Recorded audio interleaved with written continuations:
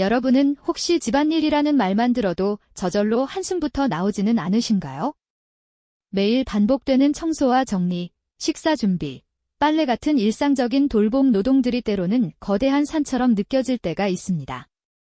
인류의 역사에서 수천 년 동안 삶의 가장 중심이 되어왔던 집이라는 공간과 그 안에서 이루어지는 살림이라는 행위가 왜 현대인에게는 이토록 만만치 않은 스트레스의 근원이 되었을까요? 집은 본래 가장 편안하고 안전해야 할 장소일 텐데 말이죠. 오늘 우리는 단순히 살림자라는 팁을 알려드리는 것을 넘어 우리가 가정생활에서 느끼는 이런 복잡한 감정들과 스트레스의 뿌리가 어디에 있는지, 그리고 이 모든 것이 어떻게 시작되고 변화해왔는지를 역사와 사회의 거울을 통해 깊이 들여다보는 시간을 가져볼까 합니다. 과연 진정으로 우리를 해방시킬 지혜는 무엇일까요? 이제 그 흥미로운 여정을 함께 떠나보시죠. 인류의 아주 먼 옛날을 상상해 보실까요? 원시 공동체에서 집이란 단순히 비바람을 피하는 공간을 넘어 생존 그 자체와 직결되는 곳이었습니다. 동굴이나 움집에서 불을 피우고 사냥해온 고기를 나누고 함께 채집한 식량을 저장하는 행위는 곧 생명을 이어가는 가장 기본적인 활동이었죠. 이때의 살림은 오늘날처럼 따로 떼어놓고 생각하는 노동이 아니었습니다. 가족이나 부족 구성원 모두가 각자의 역할을 수행하며 공동의 삶을 영위하는 그야말로 삶의 본질적인 부분이었죠.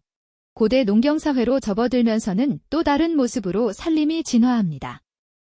땅을 일구고 씨앗을 심고 수확하는 모든 과정이 곧 생활이자 살림이었죠.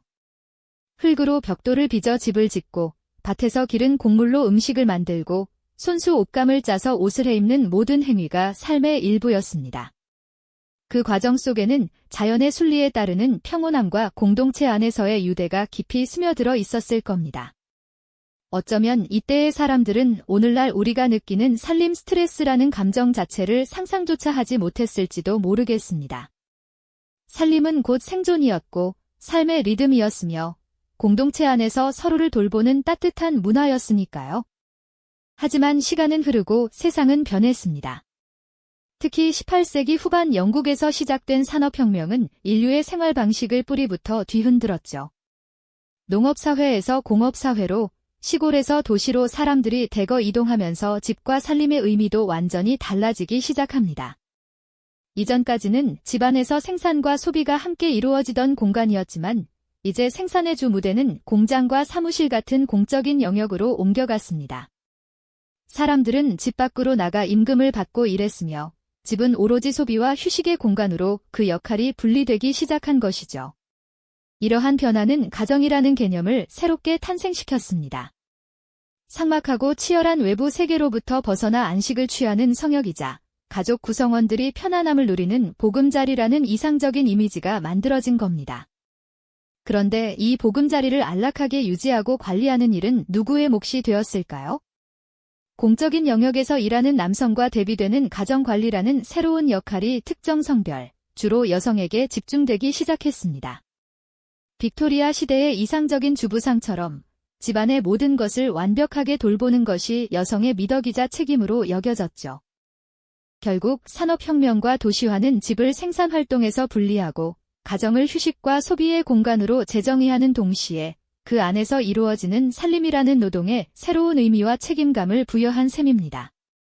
밖에서 벌어오는 노동과 안에서 돌보는 노동이 명확히 분리되면서 살림은 이제 생존을 위한 공동의 행위가 아니라 고립된 공간에서 특정 개인이 감당해야 할 가정관리라는 무거운 짐이 되어버린 것이죠. 과연 이러한 변화가 우리에게 어떤 영향을 미쳤을까요? 다음 이야기에서 더 깊이 들여다보겠습니다. 산업혁명과 도시화가 우리의 집과 살림에 새로운 의미를 부여하며 무거운 짐을 안겼다는 말씀 기억하시죠?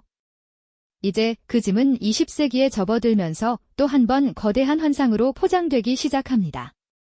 소비사회의 도래와 함께 살림은 단순한 노동을 넘어 가정의 품격이자 개인의 능력을 나타내는 지표처럼 여겨지게 된 것이죠. 집안을 얼마나 아름답고 완벽하게 꾸미고 관리하는지가 그 사람의 가치를 증명하는 듯한 분위기가 조성된 겁니다. 미디어는 이러한 환상을 부추기는데 아주 결정적인 역할을 했습니다. 흑백 TV 속 광고에서 반짝이는 세제로 윤이 나는 주방, 먼지 한 톨 없는 거실을 보여주며 완벽한 주부의 이미지를 제시했고요. 잡지 속 모델 하우스처럼 정돈된 침실과 정갈한 식탁은 마치 모든 가정이 그래야만 하는 것처럼 우리에게 무언의 압력을 가했습니다. 심지어 오늘날 우리가 즐겨보는 소셜미디어 속 인증샷들, 완벽하게 정리된 수납 공간이나 그림 같은 요리 사진들은 또 어떤가요? 이러한 이미지들은 우리에게 남들도 다 저렇게 사는데 나만 뒤처지는 건 아닐까 하는 불안감을 안겨주며 스스로를 끊임없이 비교하고 채찍질하게 만들지 않던가요? 이러한 미디어와 광고가 만들어낸 완벽한 가정의 이미지는 우리에게 엄청난 심리적 압박으로 다가왔습니다. 집안일은 이제 그저 생존을 위한 활동이 아니라 일종의 수행이 되어버린 셈이죠.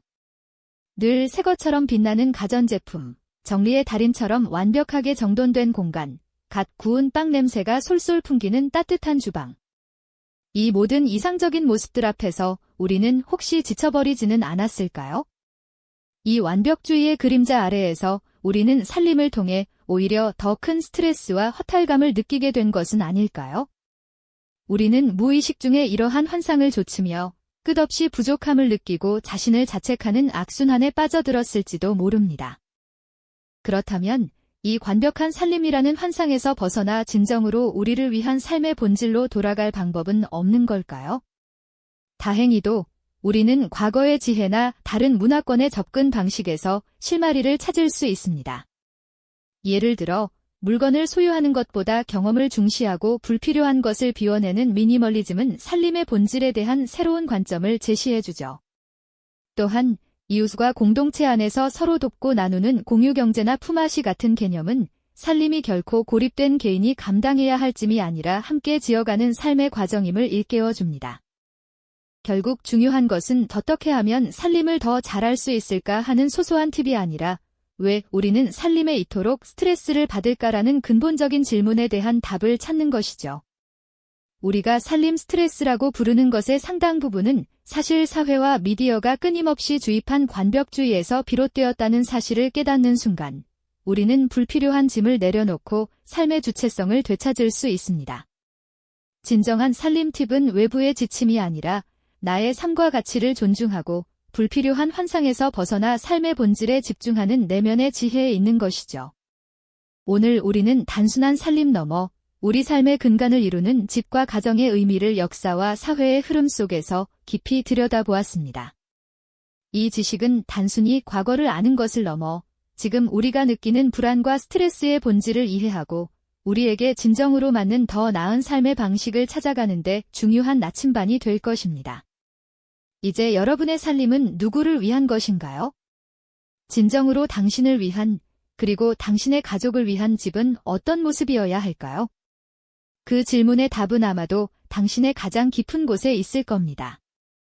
다음 시간에는 또 다른 지식의 문을 열고 우리의 일상 속에 숨겨진 놀라운 이야기들을 함께 탐험해 보겠습니다. 이 영상이 도움이 되셨다면 좋아요와 구독 부탁드립니다. 여러분의 응원이 제게 큰 힘이 됩니다. 다음 영상에서도 더 유용한 정보를 공유하겠습니다. 감사합니다.